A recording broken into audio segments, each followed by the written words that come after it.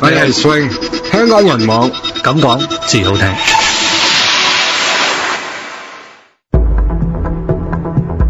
香港人網 Three More News 聯合製作，5星級解密。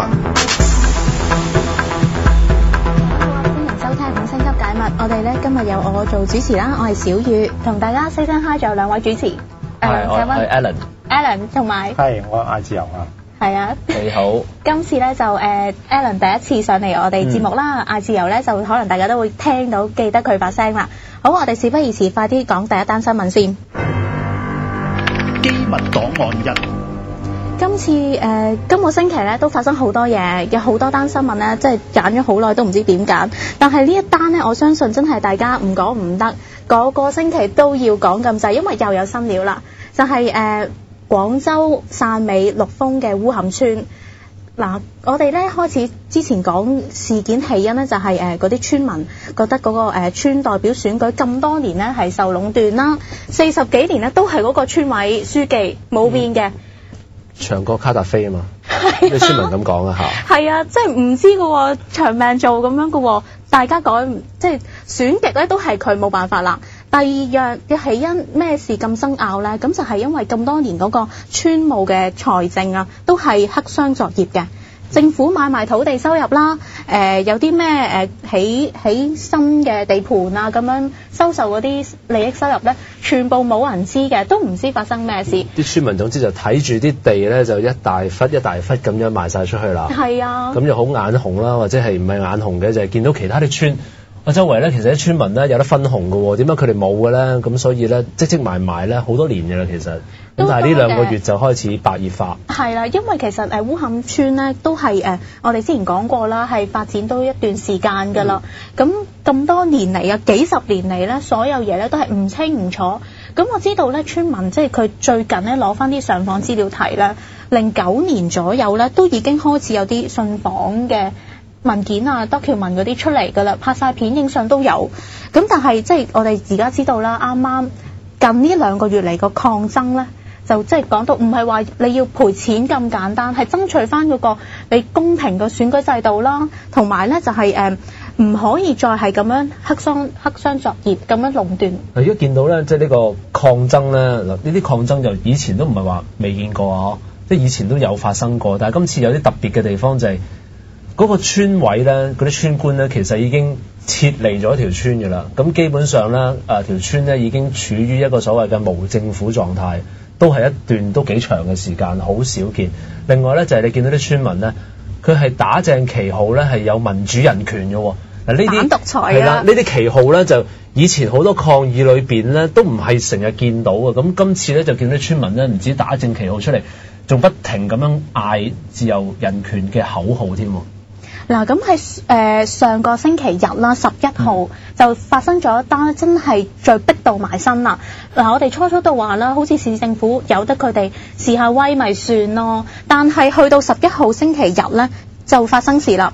當局咧出動到數百軍警啊，包圍晒成個村。咁咧亦都有入村咧捉拿嗰啲維權代表啊、村民代表都有嘅。咁啲村民點樣應對咧？打鑼打鼓咯，揼石頭啊，揼嘢乜都揼，就趕走佢哋。咁警方咧都有出動催淚彈啊，同埋水炮，互相喺度爭持。咁而家搞到個狀態咧，就係成條村咧都係外間嘅主要3條路通道啦，係 block 咗噶啦，有軍警守住。大型嘅車輛咧都唔俾出入啊嗰啲嘢，根本上咧就係想困獸鬥咁樣困住呢班村民。我咧睇報紙就話斷水啦、斷電啦、斷糧。咁不過咧我即係同翻啲行家咁樣聽啦，問翻佢哋，咁其實咧有電嘅都放心，都有水，但係糧食呢一樣嘢咧真係唔夠食。個啲小朋友啊、啲大人咧都係咁熱天時咧捱杯麵咋。你睇翻官方個講法又好得意嘅喎，即係啲中新社個新聞稿咧，佢就話係啲村民擋住條路啊，係啲村民擋住條路，啲村民就係話啲公安擋住條路。咁其實你睇翻就係好多記者入唔到去，或者好難入去，你都知道就應該係可能各自各擋啦，即係公安喺出邊咧就擋住咗。外邊啲記者唔俾入去嚇，啲村民咧就守住佢哋嘅家園，唔俾啲公安入嚟。咁睇下你點睇啦？成件事。不過咧，其實我相信即係可能真係有啲村民咧，咁啊真係有設咗啲路障啊喺度即係阻塞咗通道。因為我聽講就係話，好似話有啲部分嘅村民啦，咁啊塞住啲要道啦，咁樣係佢哋嘅目的係咩咧？咁樣又整路障，又整啲板啊，吉啲釘喺度啊，咁樣防啲啲車行入去啊。個目的係咩咧？就係唔想俾啲軍警入去。係啦，佢都驚啲軍警入去㗎。佢驚便衣啦，又即係入到去拉人捉人定㗎嘛。咁哇都幾搞笑喎！就係咧今次咧多咗好多80後、90後咧，即係大家出嚟攞住把小刀咁樣咧，就防身，就夜晚出嚟做巡守。呢啲嘢我之前唔多覺啦，今次咧就見到成班啲僆仔出晒嚟啦，好搞笑。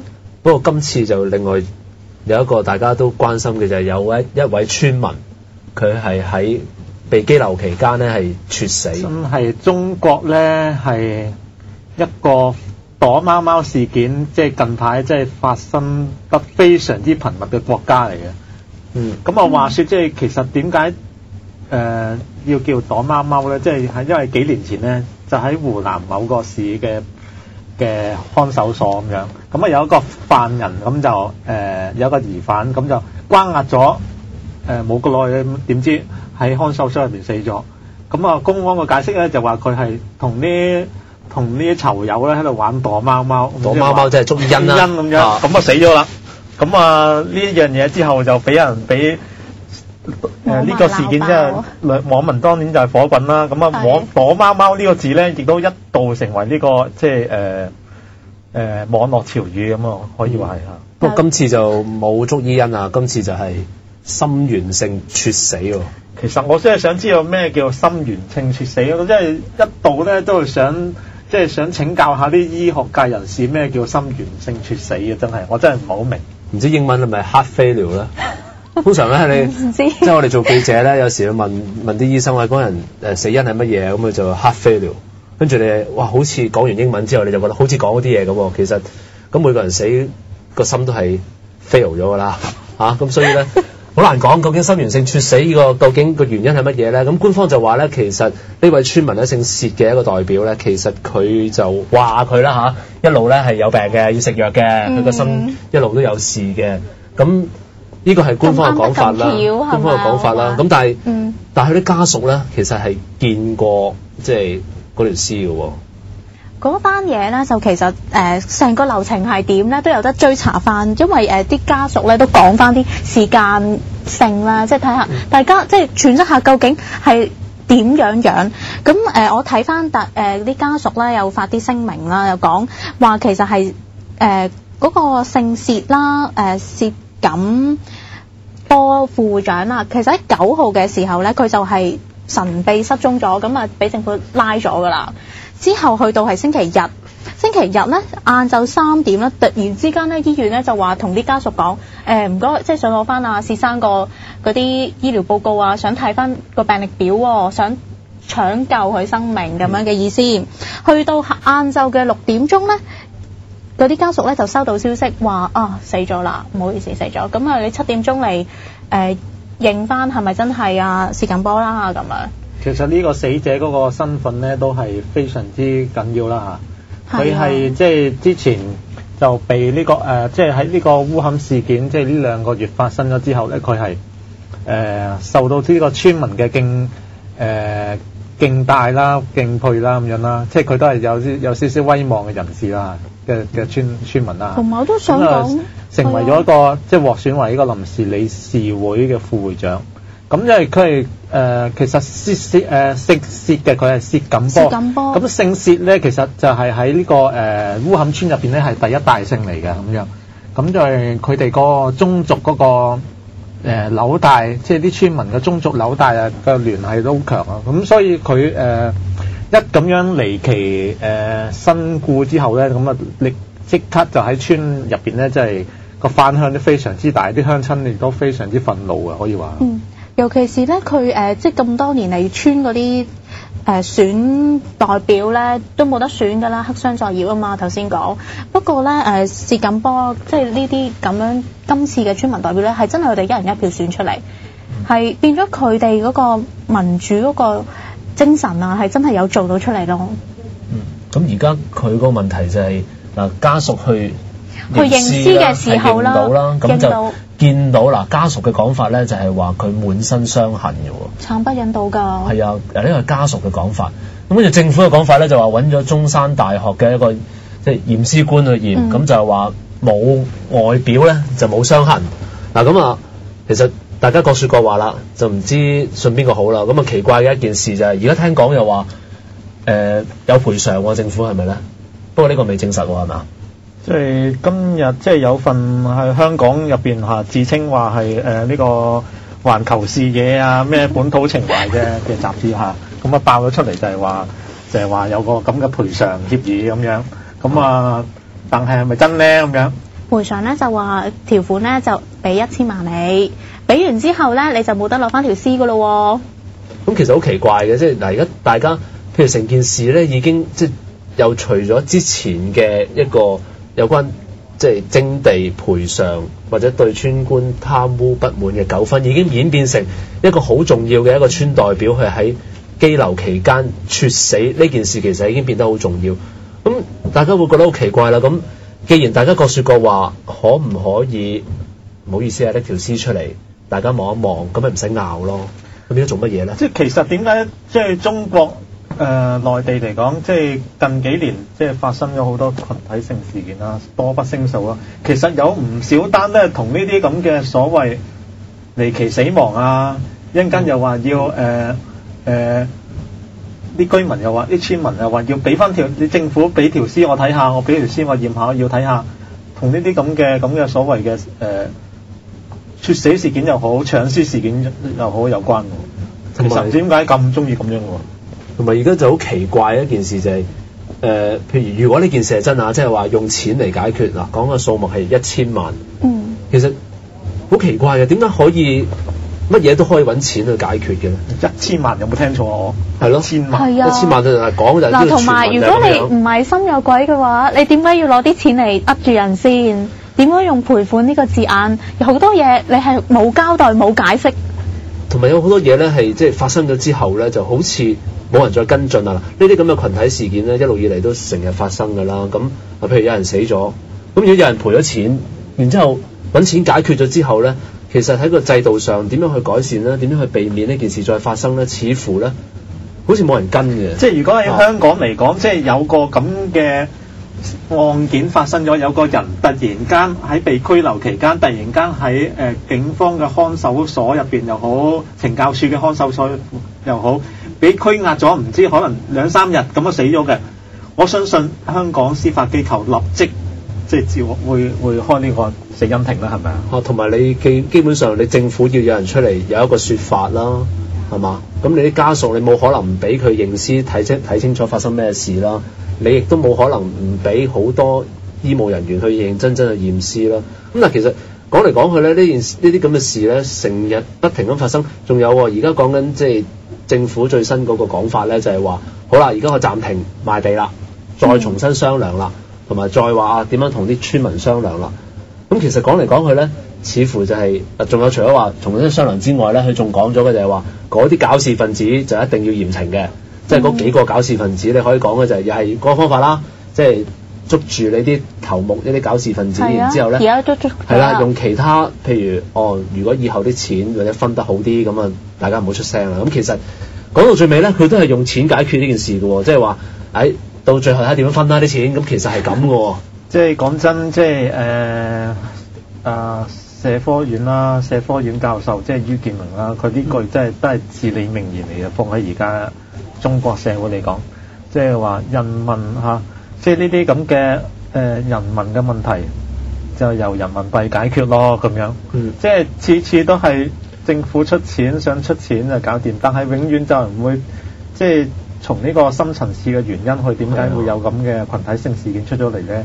永遠係唔會話就住嗰個制度啊又好啊咁樣可以解決啊。而家人民幣解決嗰個問題就係你永遠有權嘅人，佢同時有錢，所以有權嘅人咧去解決問題就可以用錢去解決。但係因為咩有權嘅人，你明明可以做一啲變革噶嘛？你喺制度上點樣可以喺個司法令到人民嘅監察政府嘅運作點樣公開透明，做任何事點樣批地，有一個好好啲嘅政策俾大家知道，有個程序清清楚楚。即係有權嘅人呢，其實佢亦都有權去搞好呢樣嘢㗎嘛。有時啲普通人、啲農民，你叫佢哋搞好啲嘅政策，其實好難。你有權嘅人去做㗎嘛呢樣嘢。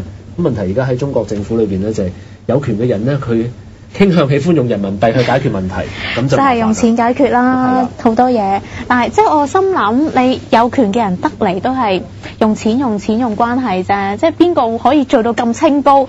話你有錢有權之後就改革咧？所以就係話，當即係既得利益嘅一群，佢哋既有權又有錢嘅時候咧，你要再令到佢哋要變咧，其實係一件好難嘅事。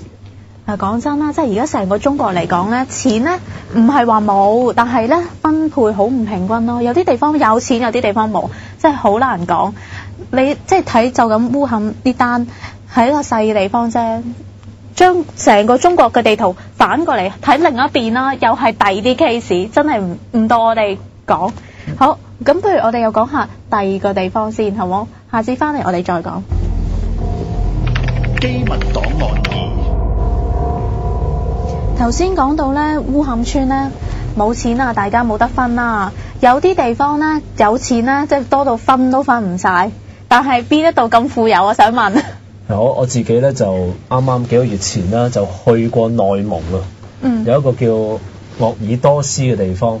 嗱，嗰度咧原本就係一啲牧民住嘅一啲咁嘅草原嚟嘅啫。想像之中就係啲蒙古包啊咁樣。風吹草低見牛羊。其實蒙古啲人話冇呢回事嘅，因為嗰啲蒙古啲草好低，好矮嘅啫嚇，通常都唔會好高嘅，所以唔會。唔好話啦，咁而家沙漠化咁樣都搞到啲草冇啦。咁但係我去嗰陣時咧，就即係見到有一個講鄂爾多斯嘅地方啦，佢或者遲啲可以再詳細啲講。咁其中有一個好令人哋好奇怪嘅就係嗰度啲人好有錢。點解有錢咧？就係話有啲古仔聽翻嚟啦，就係有啲以前係牧民啲阿婆咁咧，咁佢得到賠償之後咧，佢出街買餸係坐 Benz 嘅。哇！咁嗰陣時嗰啲係牧民嚟嘅啫喎。咁點解佢哋賠得咁多錢咧？就係因為咧喺嗰個地方咧係政府收地嘅時候，因為佢哋係有煤礦啦，有稀土啦，你知稀土幾值錢㗎啦。